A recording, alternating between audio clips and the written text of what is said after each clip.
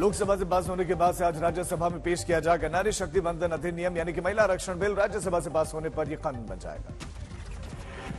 राज्यसभा से बिल पर बहस के दरमियान आज वित्त मंत्री निर्मला सीतारमण समेत बीजेपी की 14 महिला सांसद नारी शक्ति वंदन अधिनियम पर अपना पक्ष रखेंगे, लेकिन बीजेपी अध्यक्ष जेपी नड्डा सबसे पहले स्पीकर होंगे। कांग्रेस की ओर से 4 महिला सांसद राज्यसभा में महिला आरक्षण बिल पर अपनी बात रखेंगी। रंजीता रंजन, रजनी पाटिल, फूलोदेवी नेताम और अमेय याज्ञनिक इस बिल पर करेंगी बहस। नई संसद में बहस के बाद लोकसभा से आखिरकार महिला आरक्षण बिल पास कर दिया गया। पर्चे से करवाए गए वोटिंग में बिल के पक्ष में 454 वोट पड़े, जबकि बिल के खिलाफ 2 वोट पड़े। एआईएमआईएम प्रमुख असदुद्दीन ओवैसी और सांसद इम्तियाज जलील ने महिला आरक्षण बिल के खिलाफ मतदान किया। बिल को सिर्फ सवर्ण महिलाओं के लिए हितकारी बताया। ओवैसी ने महिला आरक्षण बिल में मुस्लिम महिलाओं के लिए अलग से आरक्षण कोटा निर्धारित करने का मुद्दा उठाया। ओबीसी आरक्षण की मांग भी की। महिला बिल को लाने का मकसद एक ही था कि उन महिलाओं को पार्लियामेंट में और स्टेट के विधानसभा में उनको आने का मौका मिले। अब ऐसे 2 समुदाय, 2 चीजें हैं। एक तो ओबीसी का पॉपुलेशन इस देश में 50 से ज्यादा है।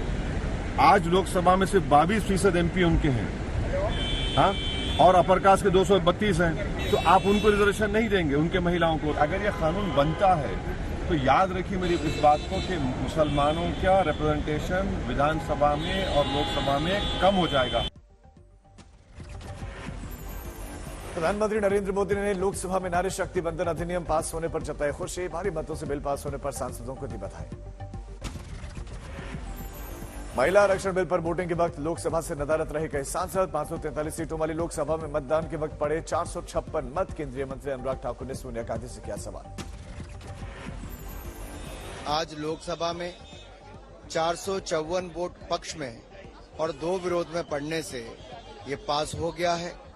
लेकिन सवाल ये खड़ा करता है कि नारी शक्ति वंदन बिल के समय, वोटिंग के समय सोनिया जी कहां थे, या कुछ ऐसे सांसद कहां थे जिनके पास एक अवसर था इतिहास का क्षण इस पर पल बनने के लिए।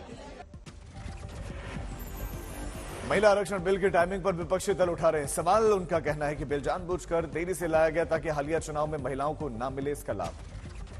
राहुल गांधी ने सरकार से मांग की कि इस बिल को कानून बनते ही इसे फौरन लागू किया जाए। जातिगत जनगणना और ओबीसी सचिवों की नियुक्ति का भी मुद्दा उठाया। सोनिया गांधी ने भी किया सवाल कि महिलाओं को आखिर आरक्षण मिलेगा कब। मायावती का बयान सरकार छिपा रही। सच महिला आरक्षण कानून बनने पर भी महिलाओं को अभी करीब 16 से 17 साल इसका लाभ नहीं मिलेगा।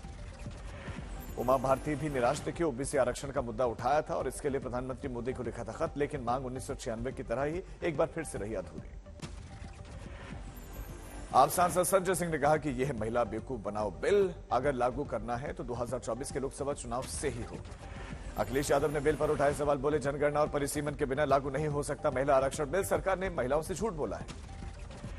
बीजेपी सांसद रविशंकर प्रसाद ने महिला आरक्षण बिल को बताया ऐतिहासिक। कहा कि बाकी सरकारें जो नहीं कर सकी वो मोदी सरकार ने किया। जेडीयू सांसद ललन सिंह ने बिल का समर्थन किया, लेकिन सरकार पर आरोप लगाकर कहा कि सरकार की मंशा महिलाओं को आरक्षण देने की नहीं है। ओबीसी महिलाओं को भी आरक्षण देने की मांग पर बोले केंद्रीय मंत्री अनुप्रिया पटेल, सहयोगी दल होने के नाते हमें भरोसा है कि पिछड़ी महिलाओं के हितों का रखा जाएगा ध्यान।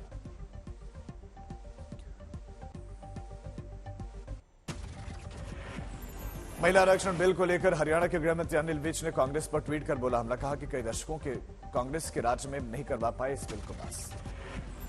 पटना में सीएम नीतीश कुमार और लालू प्रसाद से सीपीएम महासचिव सीताराम येचुरी की मुलाकात। महिला आरक्षण बिल पर कहा कि 10 साल तक वादा करके भूल चुकी है मोदी सरकार। संसद में समाजवादी पार्टी सांसद डिंपल यादव ने महिला आरक्षण बिल का समर्थन किया, लेकिन एससी, एसटी, ओबीसी और अल्पसंख्यक महिलाओं को भी आरक्षण देने की मांग। मामा बागेश्वर धीरेन्द्र शास्त्री ने महिला आरक्षण बिल के पक्ष में दिया बयान। मोदी सरकार की पहल का किया स्वागत। महिला आरक्षण बिल को लेकर देश में कई शहरों में जश्न। चंडीगढ़ में बीजेपी महिला कार्यकर्ताओं ने मनाई खुशी। लोकसभा से महिला आरक्षण बिल पास होने पर गुवाहाटी में जश्न। बीजेपी महिला कार्यकर्ताओं ने सरकार के पक्ष में नारेबाजी की। लखनऊ में बनेगा नया विधानसभा भवन। 3000 करोड़ की आएगी लागत। गुजरात की एक कंपनी ने दारुल शफा में मिट्टी का परीक्षण किया।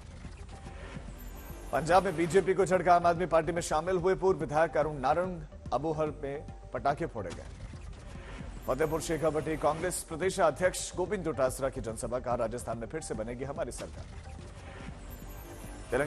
तेलंगाना में चुनाव से पहले पोस्टर, कांग्रेस ने सीएम केसीआर को दिखाया 30% कमीशन सरकार।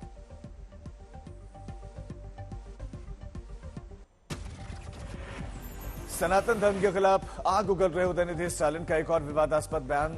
तमिलनाडु के मंत्री उदयनिधि ने इस बार वोटों की राजनीति में राष्ट्रपति को बनाया मोहरा। उदयनिधि स्टालिन का आरोप कि नई संसद के उद्घाटन में राष्ट्रपति द्रौपदी मुर्मू को आमंत्रित नहीं करने के पीछे की वजह सनातन धर्म। उदयनिधि ने कहा कि राष्ट्रपति द्रौपदी मुर्मू आदिवासी विधवा महिला, इसीलिए उन्हें नए संसद के उद्घाटन के समय आमंत्रित नहीं किया गया।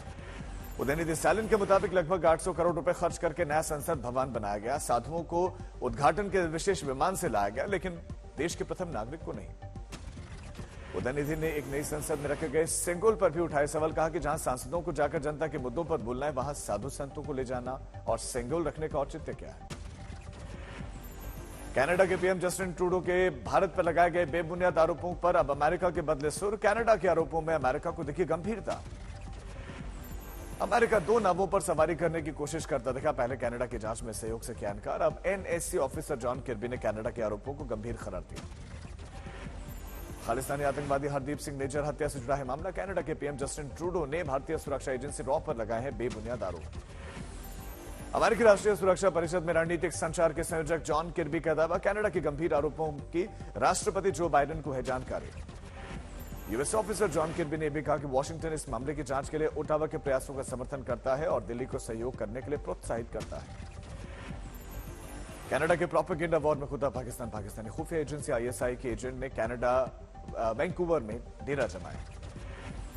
खुफिया सूत्रों के मुताबिक कनाडा में आईएसआई ने खालिस्तानी आतंकियों के साथ की बैठक। भारत के खिलाफ प्रोपेगेंडा वॉर तेज करने की कोशिश। पाकिस्तानी आईएसआई एजेंट कनाडा में रह रहे गुरपतवंत सिंह पन्नू समेत 20 खालिस्तानी आतंकियों और कई गैंगस्टर्स के संपर्क में है। भारतीय सुरक्षा एजेंसी एनआईए ने कई बार कैनेडियन जांच एजेंसी को इसकी सूचना दी। भारत ने 9 खालिस्तानी आतंकी संगठनों की सूची कनाडा, अमेरिका, ऑस्ट्रेलिया, ब्रिटेन और न्यूजीलैंड को सौंपी, लेकिन कनाडा के कानों पर जूं तक नहीं रेंगी और अब तक कोई एक्शन ही नहीं लिया गया। कनाडा में रह रहे खालिस्तान समर्थकों ने 25 सितंबर को भारतीय हाई कमीशन के सामने प्रदर्शन की योजना बनाई। खबर है कि इसके लिए पाकिस्तानी खुफिया एजेंसी आईएसआई कर रही है फंडिंग। खुफिया सूत्रों से भारत को मिली खबर। 25 सितंबर को कनाडा में होने वाली खालिस्तान प्रदर्शन की हिंसा की आशंका। भारत ने कनाडा में रहने वाले भारतीय डिप्लोमेट्स और भारतीय नागरिकों को आगाह किया। पाकिस्तानी और गैंगस्टर्स के गठजोड़ पर सतर्क एनआईए ने 43 कुख्यात आरोपियों की फोटो जारी की और इन गैंगस्टर्स की प्रॉपर्टी, कारोबार समेत सभी डिटेल्स किसी के पास भी हो तो साझा करने की अपील। एनआईए द्वारा जारी 43 आरोपियों की सूची में कई आरोपी भारत की जेल में बंद हैं, जबकि कुछ फरार आरोपी विदेशों में शरण लिए हुए। एनआईए सूची में पहला नाम अर्शदीप डाला का है। डाला कनाडा में रहकर खालिस्तानी टाइगर फोर्स और आईएसआई के साथ मिलकर पंजाब में आतंकी वारदात को दे रहा है बढ़ावा। एनआईए की सूची में रघुवीर सिंह लांडा, गोल्डी बराड़, लॉरेंस बिश्नोई, जसदीप सिंह उर्फ जग्गू भगवानपुरिया, अनमोल बिश्नोई जैसे 43 नाम। 26 जनवरी परेड के लिए अमेरिकी राष्ट्रपति जो बाइडेन को निमंत्रण। G20 समिट के दौरान पीएम मोदी ने दिया न्यौता। भारत में अमेरिकी राजदूत ने दी जानकारी। वाराणसी में जिला अदालत आज ज्ञानवापी मामले पर करेगी सुनवाई। ये सुनवाई साक्ष्यों को संरक्षित रखने से जुड़ी हुई है। 4 हिंदू महिला परिवादियों के जरिए कोर्ट में यह मांग की गई है कि कोर्ट के आदेश के बाद से मई 2022 में ज्ञानवापी परिसर में सर्वेक्षण के दौरान मिले सबूतों को संरक्षित किया जाए। याचिका में ज्ञानवापी में नमाजियों की संख्या निश्चित करने की मांग की गई। दोनों ही मामलों में कोर्ट सुना सकता है आज फैसला। मुस्लिम पक्ष की आपत्ति पर आदेश आगे की सुनवाई के बाद आएगा।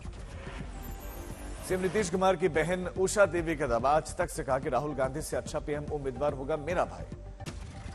लोकसभा चुनाव के मद्देनजर बीजेपी कर्नाटक में कुनबा बढ़ाने में जुटी है। दिल्ली में आज बीजेपी और जेडीएस के बीच में गठबंधन को दिया जा सकता है अंतिम रूप। आज दिल्ली आ रहे हैं एचडी कुमारस्वामी। गृहमंत्री अमित शाह जेपी नड्डा से करेंगे मुलाकात। पहले ही कहा कि बीजेपी जेडीएस गठबंधन का मुख्य लक्ष्य है राज्य में कांग्रेस सरकार को सत्ता से हटाना। बीजेपी नेता और कर्नाटक के पूर्व सीएम बीएस येदियुरप्पा के मुताबिक कर्नाटक में बीजेपी जेडीएस को सीट बंटवारे में दे सकती है 4 सीटें। मध्य प्रदेश में चुनावी बिगुल बजने से पहले बीजेपी ने हिंदुत्व कार्ड पर दिया जोर। आज ओंकारेश्वर में मुख्यमंत्री शिवराज सिंह चौहान आदि शंकराचार्य की 108 फीट ऊंची प्रतिमा का अनावरण करेंगे। ओंकारेश्वर में लगी शंकराचार्य की भव्य मूर्ति को बीजेपी ने एकात्मवाद का प्रतीक बताया। स्टैच्यू ऑफ वननेस होगी इसकी पहचान। इंदौर में सीएम शिवराज सिंह चौहान ने निकाली जन आशीर्वाद यात्रा। बड़ी संख्या में लोग पहुंचे। बैतूल में दर्जा प्राप्त कैबिनेट मंत्री रवि करण साहू नंगे पैर चले। तैलिक समाज के 10 विधायक बनने तक जूता चप्पल नहीं पहनने तक ये संकल्प लिया। मुख्यमंत्री शिवराज के विधानसभा क्षेत्र सीहोर में बीजेपी को झटका, बड़ी संख्या में लोग कांग्रेस की सदस्यता लेंगे। असम की सीएम हेमंता बिस्वा शर्मा का गांधी परिवार पर हमला। जोधपुर में कहा कि सनातन और हिंदू धर्म के विरोध की साजिश में गांधी परिवार शामिल। नई संसद भवन में नमाज के लिए अलग से जगह मांगने पर हेमंता बिस्वा शर्मा का विरोध। कहा कि इससे बढ़ेगी देश में समस्या। एसबी सांसद बर्क ने की थी मांग। लखनऊ में सीएम योगी ने फ्लीट के रास्ते में गंदगी और गड्ढे आए तो नाराज मुख्यमंत्री ने अधिकारियों को लगाई जमकर फटकार। राजस्थान में चुनावी सरगर्मी तेज। टोंक में कांग्रेस नेता सचिन पायलट की रैली, लोगों की भारी भीड़। तमिलनाडु और कर्नाटक के बीच में कावेरी जल विवाद में केंद्रीय जल शक्ति मंत्री गजेंद्र सिंह शेखावत का दखल। कल दिल्ली में कर्नाटक के deputy CM D K Shivakumar से होगी मुलाकात। नई संसद भवन को देखने के लिए दिल्ली पहुंचे फिल्म और टीवी स्टार्स। केंद्रीय सूचना प्रसारण मंत्री अनुराग ठाकुर के साथ भूमि पेडनेकर, शहनाज गिल, जॉली सिंह और शिवानी बेदी ने देखी नई इमारत। छत्तीसगढ़ में चुनाव से पहले सियासी उठापटक तेज। बिलासपुर जिले की आधी सीटों में बदले जा सकते हैं बीजेपी के प्रत्याशी। इंडिया टुडे ग्रुप के डिजिटल चैनल न्यूज तक की बड़ी कामयाबी। यूट्यूब पर 1 करोड़ सब्सक्राइबर्स का आंकड़ा किया पार। इंडिया टुडे ग्रुप के वाइस चेयरपर्सन कालीपुरी ने न्यूज तक की टीम को दी बधाई। 1 करोड़ सब्सक्राइबर्स का मुकाम हासिल करने वाला इंडिया टुडे ग्रुप का यह तीसरा चैनल।